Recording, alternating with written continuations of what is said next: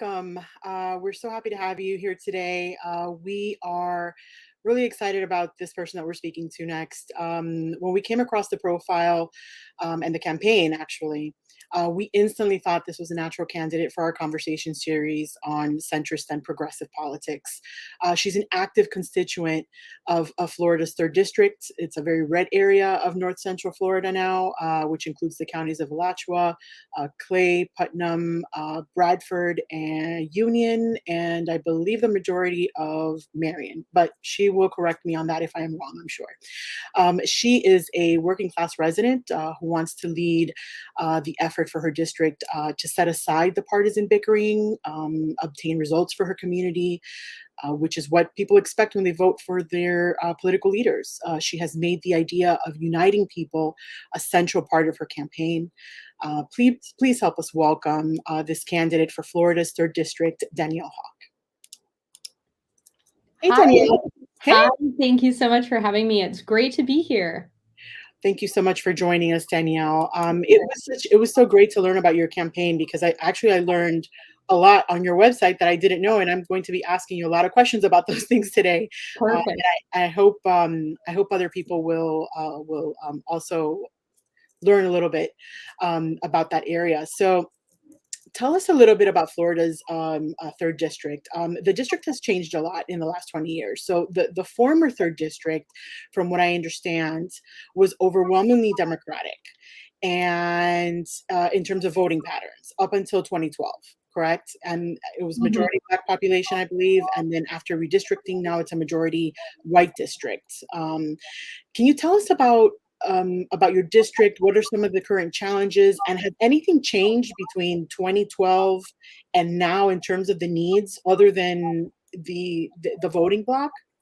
Yeah, of course. So this is now an R+9 district. So it is deeply red. And really, a lot has largely stayed the same here, other than increased partisanship, right? And we're seeing that all over the country. But we're seeing even deeper and deeper divides between some of our community members. So it's an R+9. We've got about 758,000 people who live in this district. It is one of the geographically largest and the one of the most rural districts in the state of Florida. It covers 6 counties. You were correct on those counties. You got them perfectly. Great. And so obviously that is going to give us a slew of challenges, right? So being in an R+9, that's an uphill battle in and of itself. And we have a really diverse demographic shift here. So when you go from county to county, every single one of them, I like to say, is their own little culture. They all have their own thing. They all have their own demographics. Every single one of those counties is a really unique location. And we have, for instance, Gainesville, which is blue, and it's home to the Gator Nation, University of Florida. College towns usually are, right? Yeah. And then we have those rural areas in Marion and Putnam, Bradford, and Union County. And then we even have some exurbs of Jacksonville out in Clay County.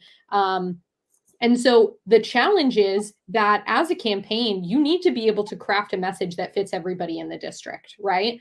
So we need to be able to connect with that super progressive voter that lives in downtown Gainesville, and also be able to make a connection with somebody who might live out in the middle of nowhere in the middle of the district in a really rural area. But we also have found that we have a lot of unengaged voters.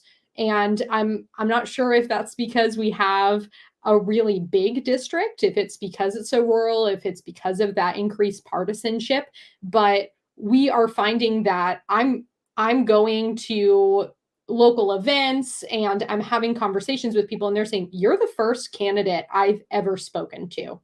Right. And these are people who might vote, they're registered to vote, and they're saying, "I've never even spoken to a candidate before." They might show up at the polls, they might vote, but they're not they're not necessarily engaged in what's happening even in their own communities.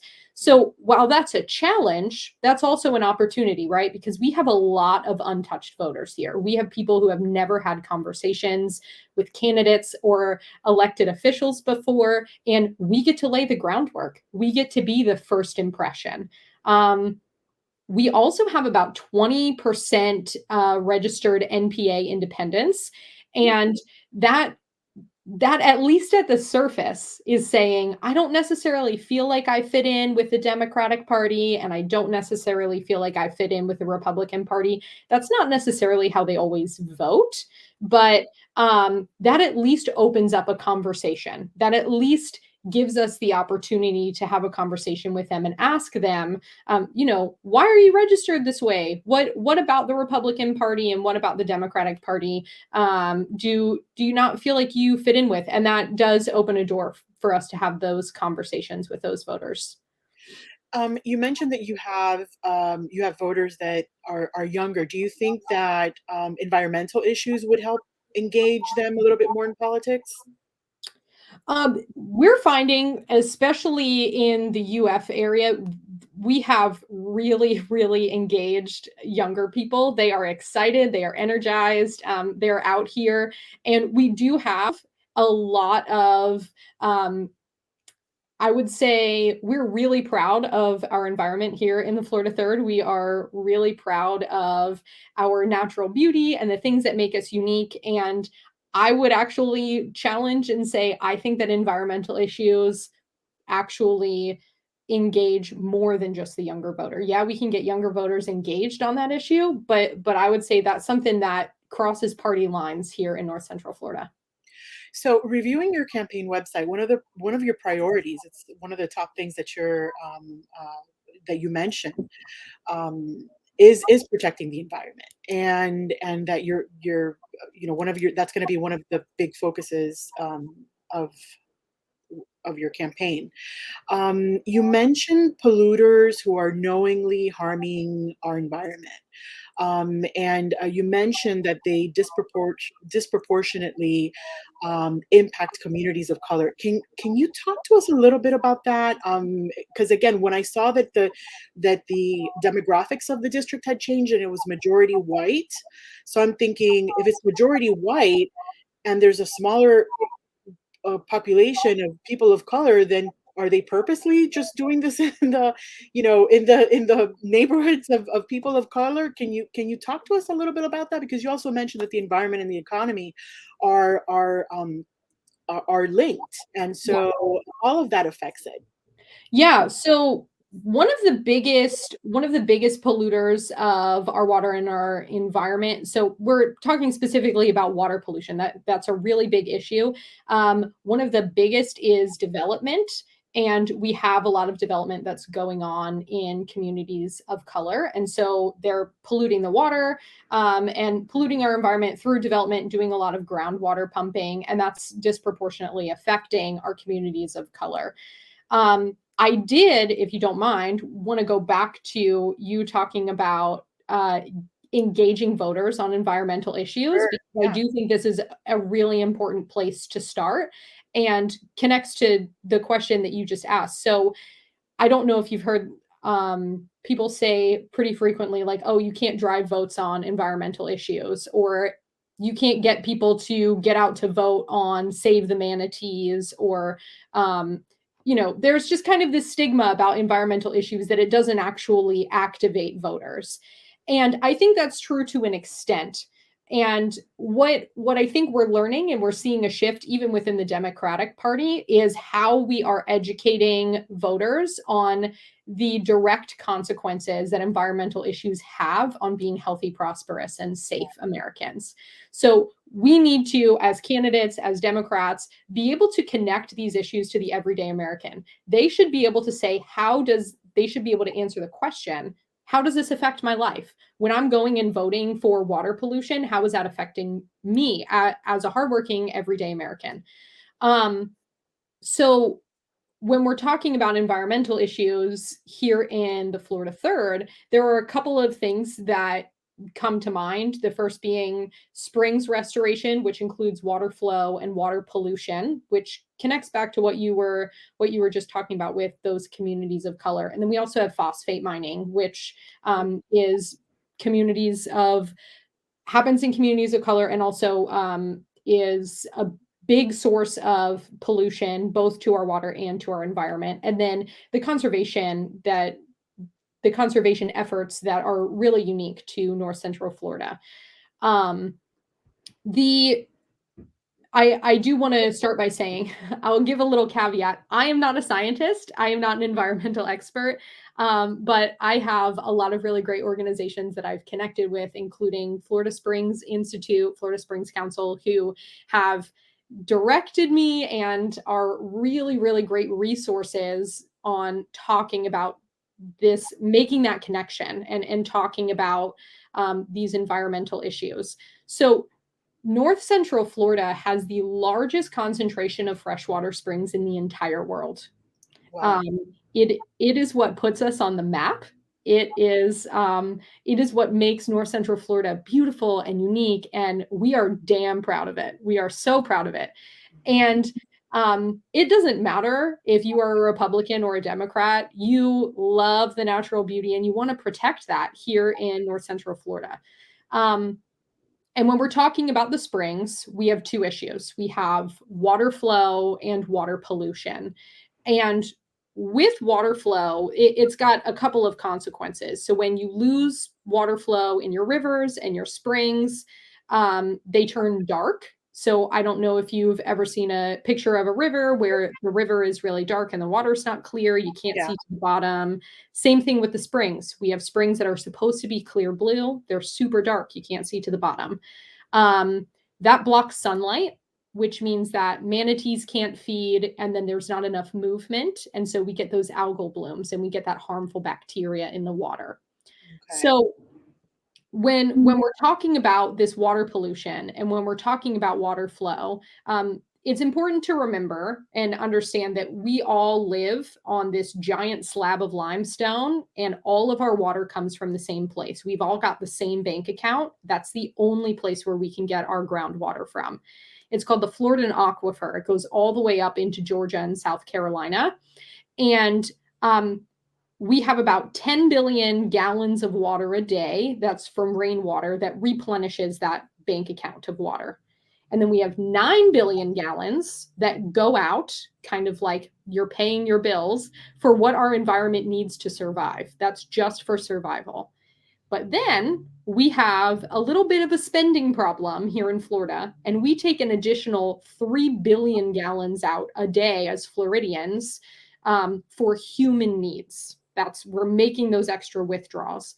And we are running on a water deficit. Obviously, when you do that math, we're at 12 million is what we're taking out, and we're only putting 10 million in. We are constantly depleting and depleting and depleting our only source of water.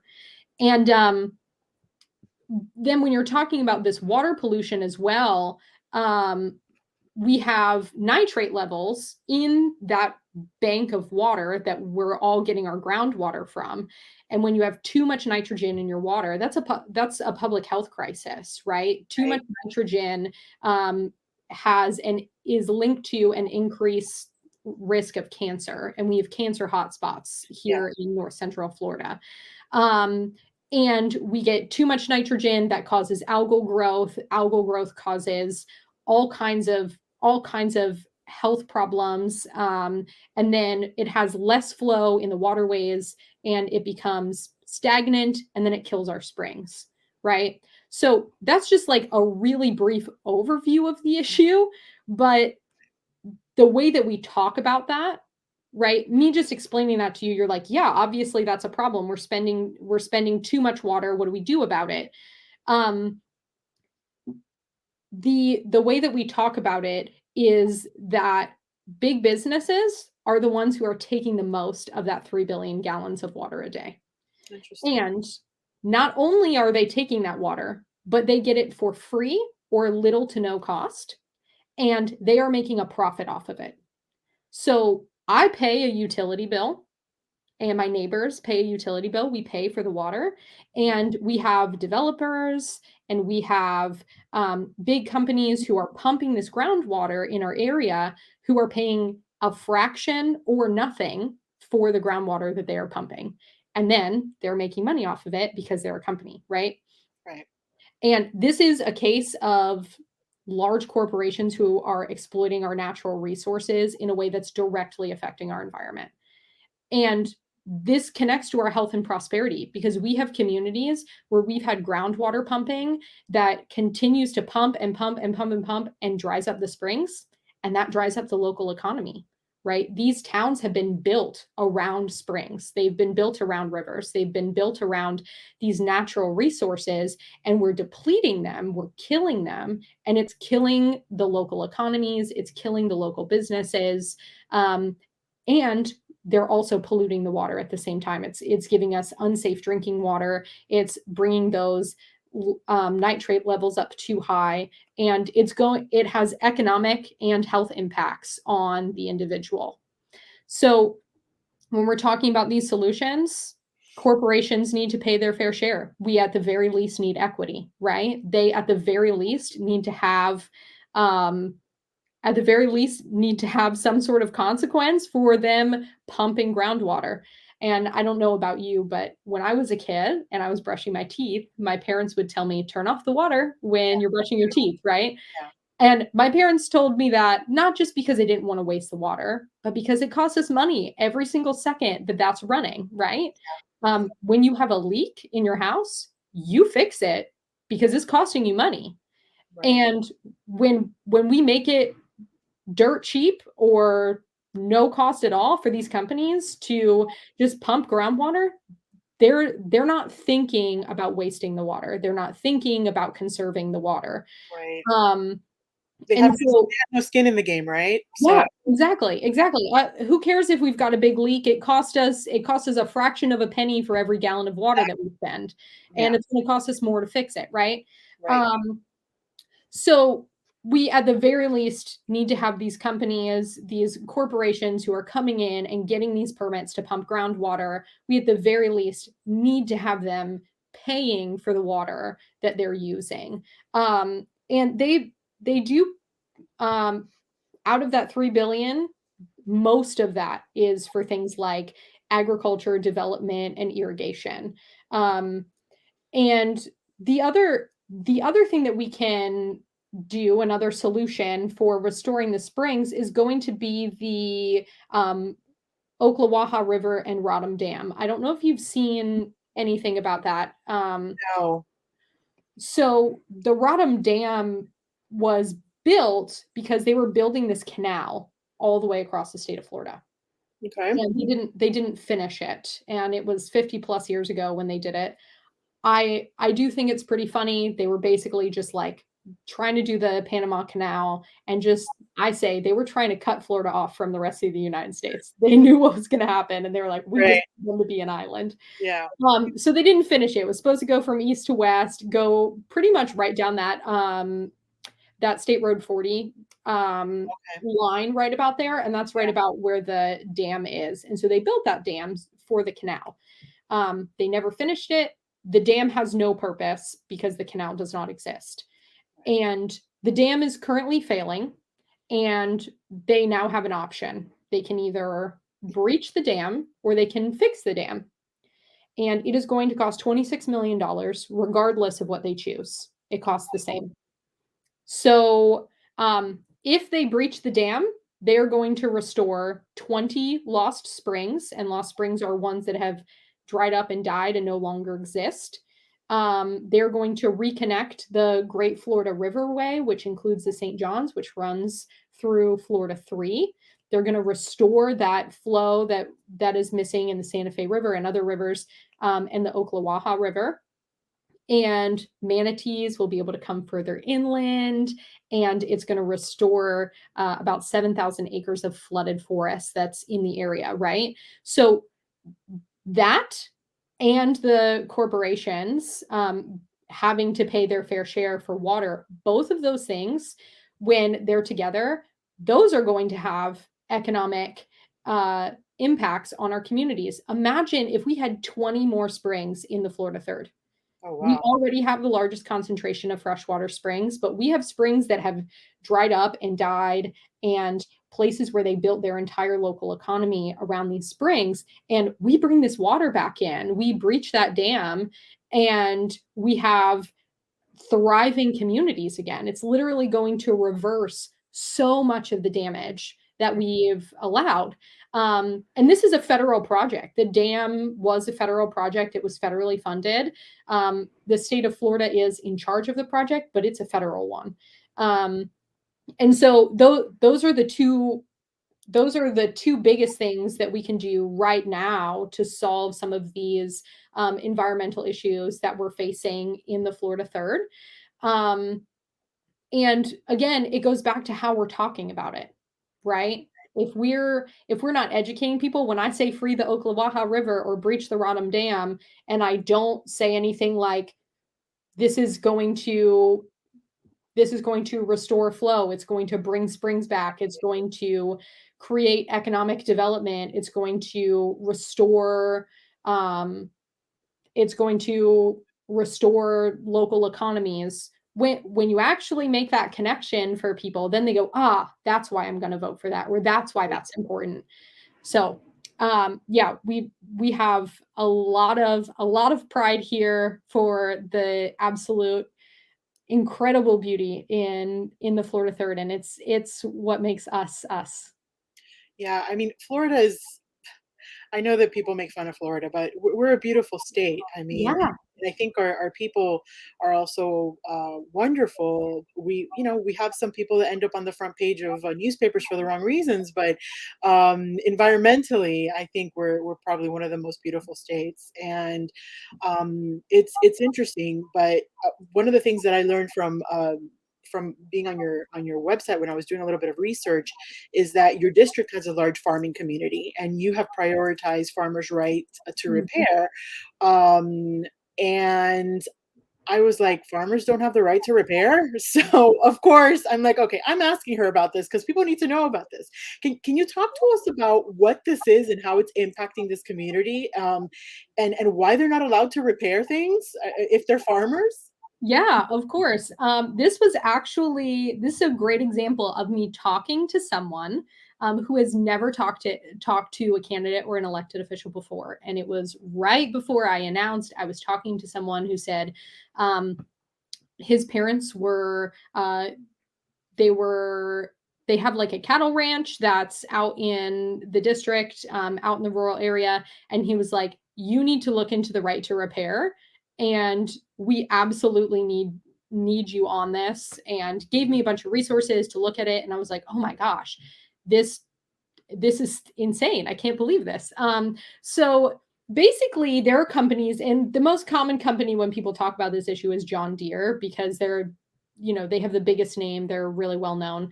Right. So these companies have technology where they build this agricultural equipment and then they lock the consumer out of being able to fix their own equipment.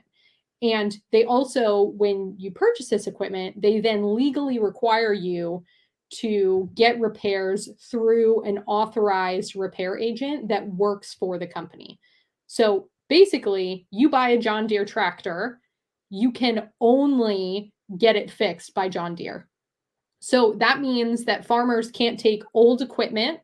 So if they have something that's 20 or 30 years old, they can't take old equipment and update it. They can't retrofit it with new items. Like, you couldn't go to a tractor supply place and get some stuff to retrofit it and update it.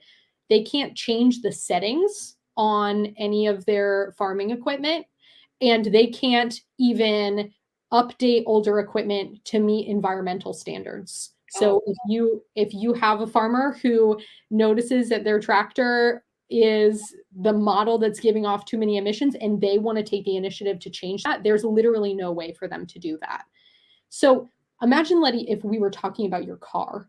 Like, imagine if I was saying, you're going to buy this car and you're going to invest, a sizable chunk of your money, and then you are not going to even have the right to fix it yourself. yeah, I You can't change couldn't my go own your oil. friend. Like, I mean, what are we talking about? Just parts, or like changing oil, that kind of thing? Like, They don't even have diagnostic equipment. So they can't even, like, you couldn't pop the hood on your tractor and try to figure out what's going on out in the middle of your field. You have to take it to an authorized repair person to actually even diagnose the problem to begin with.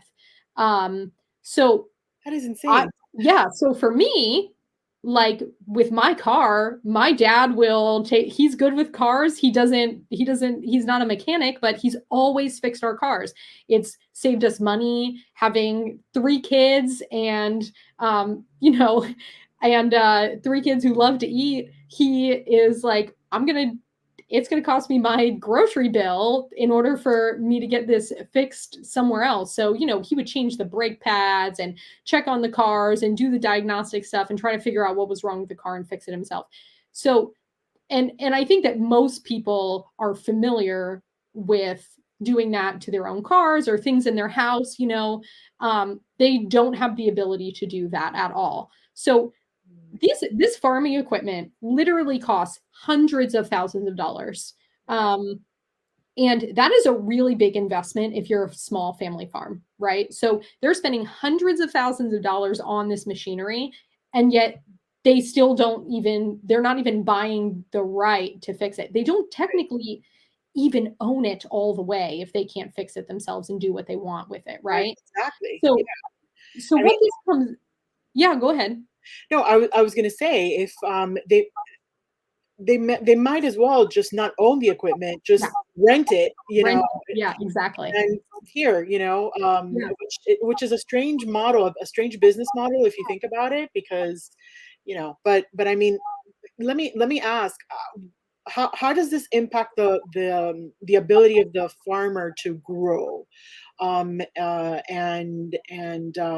expand, if they have this continuous cost, with the John Deeres of the world? Yeah. So think about like when I've talked to a couple of local farmers about right to repair, right? And I've asked them, okay, when it comes to your farming equipment, what kinds of issues when you have to go and get it repaired at the dealer, what kind of issues do you run into? And they're like, well, first of all, if you're a huge corporation, it doesn't matter. You could probably just go out and buy another tractor if your tractor explodes or whatever Right, happens to it, right? right, Um, and you probably have backup tractors. right. But we're talking, and it's not just tractors, it's all of the farming equipment, like the harvesting equipment and irrigation equipment, all of this stuff. And so they were saying, they mentioned a few things like, first of all, you need to figure out a way to get it to the dealer. You need to make an appointment. You need to wait for them to fix it, and then Right. you have to foot the bill. You have to pay that bill. Um, and so basically what this comes down to is corporate greed, right? We're talking about a multi-billion dollar company who, by the way, barely pays anything in taxes every year. Right. I Hold, was gonna mention that. Like, have you holding looked at how much they pay? How much they pay in taxes? nothing, pretty much nothing. Yeah. They pay less than I pay in taxes. Yeah, and they They're have their people on strike, or they had their people on strike. I don't know if they're still on Yeah, strike. yeah, yeah. So they're literally holding technology hostage over small family farmers. And Right, policies like these literally are structured to favor huge agricultural businesses and these conglomerates and monopolies, right? right. So they're choking out small family owned farms. And what needs to happen is that manufacturer equipment needs to be field serviceable. They need to be able to pop the hood, so to speak, Mhm. and actually have full rights over the machinery that they buy. It's going to help small and medium sized farmers. And even beyond that, it's going to allow people who don't work for John Deere or these huge corporations to be service professionals, to be somebody you can take it to your friend down the road who fixes tractors and knows how to fix them, right? Yeah, they're basically, monopolizing every aspect of Yes, a John Deere completely, product, absolutely. completely, completely. So, along the same vein, I know that, on your website, you also talk about, um, some of the ways that people in District 3 have been impacted. I know that one of the things that COVID revealed, at least the obvious truths to me were already that our access to healthcare and a lack of infrastructure decided how you weathered the pandemic.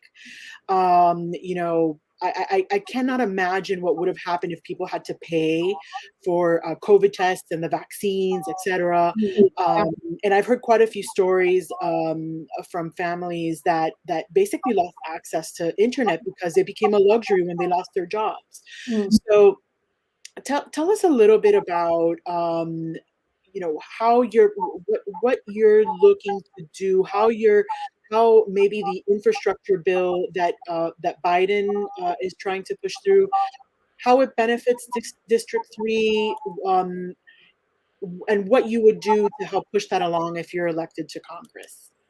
Yeah, of course. So I understand even personally how important having internet is and having reliable internet is. I am one of the many millennials who has transitioned to the work from home life. I rely on having internet for my well being and to put food on the table, keep the lights on.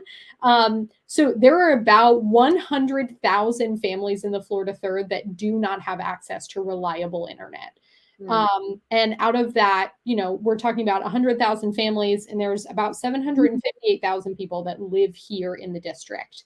Um, so really the pandemic, as you said, illuminated vast inequalities, right? So we saw internet access with people not being able to work, not being able to apply for unemployment because the unemployment office wasn't open, people needing to apply for jobs, you know, students not being able to go to school on a regular basis because school was online. about the Right? unemployment, Danielle, a lot of the forms had to be filled out online. Yes, yeah, So and actually, I was one of those Floridians who, unfortunately, I was laid off from my job due to COVID-19, and I had to collect unemployment, and I remember trying to get on the internet and, trying to navigate the unemployment system and literally saying out loud, "How would I do this if I didn't have internet in my house? How would I do this if," you know, and even the local library was closed, right? And that's assuming that they have a local library in their community with internet, but even the right, library was closed, right? So we saw even more so this digital divide between people who do have access to reliable internet and who don't, and who struggle to have access to internet. So we need to think about internet as an investment in our community. So this has direct impact on economic growth, right? If you're a local mom and pop shop and we saw this happening during the pandemic and you don't have access to internet when things shut down, how are you going to get orders come in? How are you going to, you know, when people are doing takeout and carry out, right, you need access to internet. Um, and then even just with education, we are even seeing before the pandemic a huge shift towards online education, um, and people needing the internet in order to have these educational opportunities, right? right. So there's a number of solutions to this, and that's why I'm really really excited about this hard infrastructure bill because it's including high speed internet, rural broadband, and lowering prices for internet services. I always say it's great to have reliable, fast, high speed internet, but if nobody can pay for it, what's the point? Right, Right? exactly.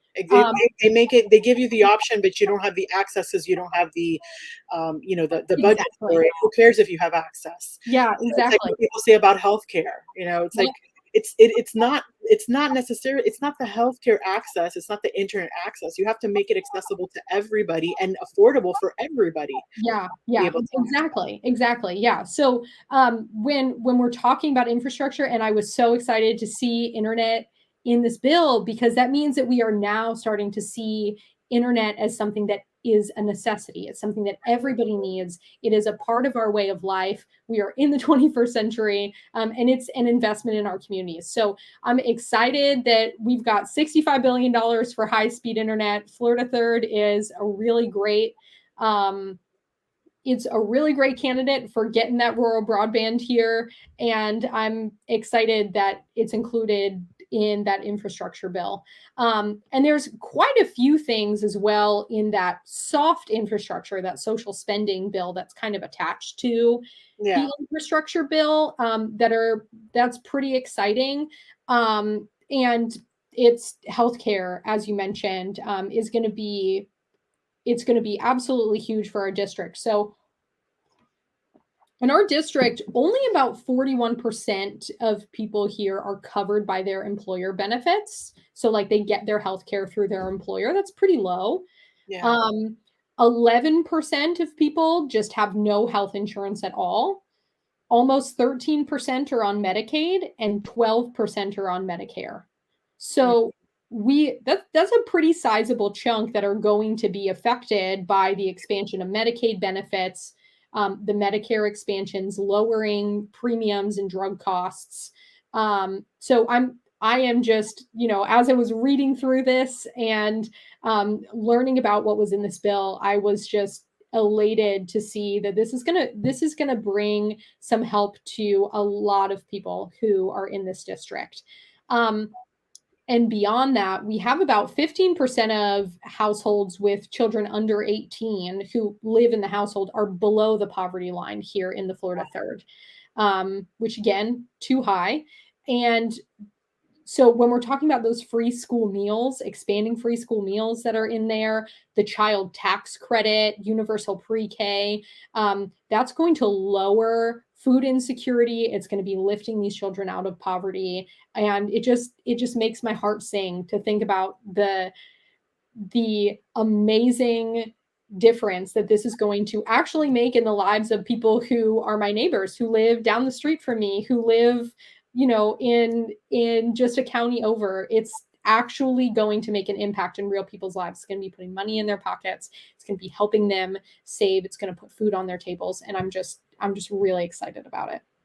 Well, it sounds, it sounds like your upbringing clearly helped craft and shape how you look at politics. I was reading a little bit about you growing up and watching your parents work hard to make ends meet, and you mentioned in an interview, I think it was, that your parents lived a community-oriented type of approach to life, and helped you really look at compassion and service as how the framework for which you lived your life personally, professionally.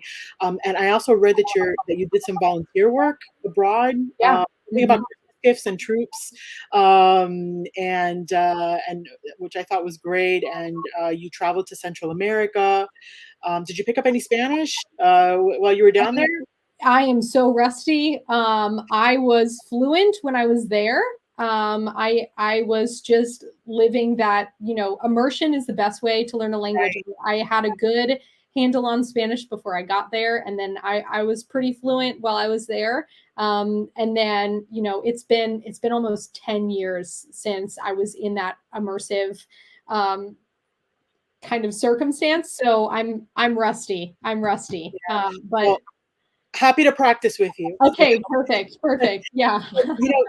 So this community-oriented approach, how's that going to translate into the work that you do in DC with such a partisan environment? Yeah. So when I'm talking about leading with compassion, what I mean is when you're serving in public office, you absolutely cannot lose sight of the fact that all of this, the office that you're serving in, the seat that you hold, it exists for the people, for human beings, for your community members, for your neighbors. And all of those people, regardless of whether you agree with them or not, have intrinsic value because they are human beings. And compassion is one of the core values of this campaign because it was one of the core values. It's one of the core values of my life, but also one of the core values that my parents really instilled in me as a child. And I watched them serve others so selflessly, including my grandparents, who were elderly, that they took care of. And even beyond that, community members. We were always having, it was kind of a joke, like, who's going to show up on Thanksgiving? Who are we going to bring along on Christmas? We always had people that my parents were taking in under their wing and taking care of. And so compassion is a core value of this campaign, which means that first and foremost, our concern is not ourselves. It's not about our ego. It's not about our pride. It's not about our careers. Our chief concern is others, and boldly addressing the suffering and challenges that they are facing. So, practically speaking, the way that that kind of translates not only into the way that we campaign, but into the way I will operate as a congresswoman is that we prioritize listening first and foremost. And when we're listening, we're not listening because we're trying to think of what we're going to say next. We're not trying to, jump on the next comment. We are listening because we want to understand. So we're going out in our communities. We have some events this weekend I'm really excited about, where we just go out to places where everyday people, hardworking Americans, hang out and spend their weekends, and we just get to know them. We just have conversations with them. We learn about what keeps them up at night. And then we allow that understanding to propel us forward into loving action and into humble service for our community. So we actually take what we learn and then we allow that to inform the way that we treat others, the way that we work in our communities. And if you are serving in public office and you do not have an ounce of compassion, you're not serving the people of your community. Right. I agree. I think people forget the service part of public service. Service. Yeah, it's called public service for a reason. Exactly. So, Danielle, I know you have a hard stop pretty soon, and we have some questions, but we're good. We can keep going for a little bit. I have until about 7. Okay, perfect. All right, good, because we had quite a few questions actually. Yeah. So the incumbent is Cammack, I think is her name. First question that we have is pretty specific, and they're asking, what are you going to do differently from what she's doing right now for District 3? Yeah. So the reason I am running is because my community's needs are not being met by our current representation. So I am not here for keynote speaker gigs. I'm not here for airtime on every news channel I can think of. I'm not here for the national spotlight or to advance my political career. This absolutely is not about me. This is about my neighbors, my community, the people I care about, getting their needs met. And like I said earlier, our campaign's sole purpose is advocating for, serving, and being present for the people of our district. And we're doing that now as a campaign and not just when we need votes. And quite frankly, I don't think that we could say that about our current representation. Yeah, I think you mentioned earlier that some of the people you've spoken to have never even met a politician representing them. So I think that says a lot. And that actually is a good segue for the next question that we have, which I think we spoke in the backstage or studio that every time I have a guest on, they ask me about this. They ask me to ask the guest about this. How do you convince rural voters to vote for Democrats? What is it that you need to tell them about their interest not being served by Republicans and by the current people in Congress? Yeah. So there's a couple of things. First of all, I think it would be finding common ground. So when you're doing that listening to understand that I was talking about, you're not telling the person why they're wrong for feeling what they're feeling, right? So if they're saying, hey, I'm really scared that the government is going to do X, Y, and Z, the next thing out of your mouth should not be, well, here's why you're wrong about that, and let me explain to you why that's not actually what you need, right? We need to first bridge that gap. We need to find what we have in common first, and then we go off of that, right? And we need to also have a unified message as Democrats. So when we're going out there and we don't have a unified message, when we're not talking about things in a way that people can understand and that connects with them, and we are all over the map, we are never going to get people to vote for us, right? So and that's kind of what I was saying about those environmental issues, right? We can talk all day long about the springs, right? But if we don't connect it to everyday hardworking Americans' actual lives, they're never going to vote for you, right? So when we're talking about the Build, that's one of the reasons why I'm so excited about the Build Back Better plan, is because we can actually say this will literally put $250 to $300 in your pocket every single month. Right. You are literally going to see your internet bill go from here to here, or you're going to have access, your kid is going to have access to food that they did not have access to 3 months ago, right? We need to be able to actually show and talk about the impact that it has in people's lives. Right. Exactly. They need to be able to connect Yeah. what's happening. It's, you know, I think that people sometimes when they hear issues that are happening that don't necessarily impact them, they think those issues are never going to impact them. Mm, mhm, So if they don't live near, this dam, for example, mhm. what if they move? you know, Yeah. what if you move to an area that's impacted by the water shortages or the polluted water? If you live in that district, you should care about all the issues impacting your Mhm, neighbor because you mhm. never know. You Yeah, just never know. yeah. Um, one of the other questions that we get often for Democrats that we speak to, they're basically looking at the issues between progressives and centrists Mhm. and whatnot, and the group itself, which is centrists and progressives. Uh, for change. Basically, we're always looking at ways to get people talking to each other. We Yeah. have a lot of people that used to be Republicans and now they're independents, or there used to be Democrats and now they're independents, or they used to be Republicans, now they're Democrats. So we have a mixed bag. And it sounds from what I've heard that North Central Florida has a lot of people like that, people that maybe voted for McCain, then Obama, then Hillary, and then Trump, or Mhm. Trump and then Biden. Yeah, So a yeah. lot of mix. How do we get people to talk to each other and get all the sides talking? So progressives um, to work with centrists, and talking to the moderate Democrats, centrists being um, really independents, Yeah. basically. So first of all, I would start by saying, compromise is not a dirty word. Compromising is not, you're not losing when you compromise. And I think we see a lot of progressives and a lot of moderates who don't want to compromise. They're willing to throw the baby out with the bathwater, and um, I don't think that compromise is a bad thing.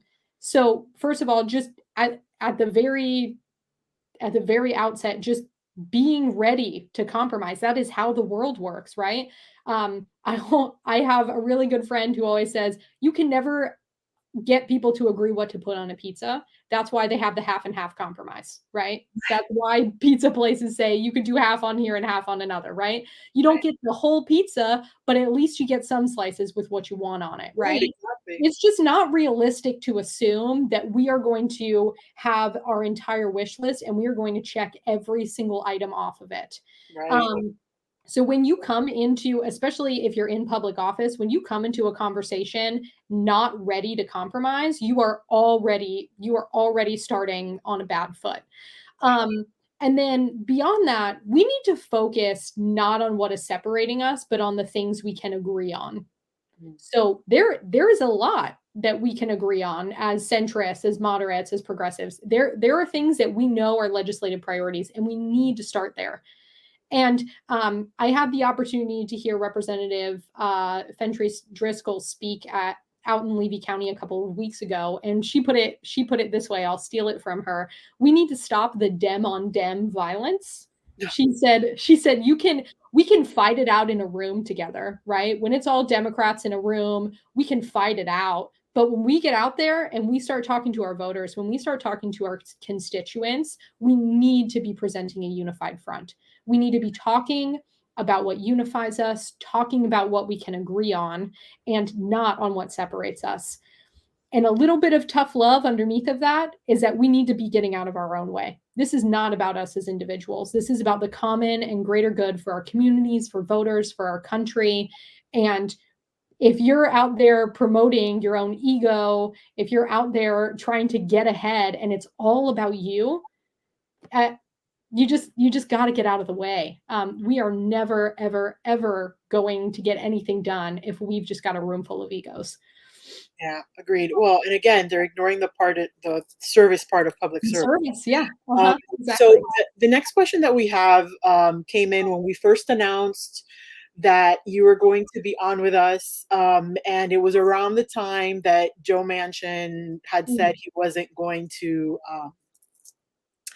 support the bill as it was. So this person's asking, what's your position on what Joe Manchin is doing in the Senate, since he also represents a heavily Republican area, which they're basically alluding to the fact that you're also in a red area. mm, mhm.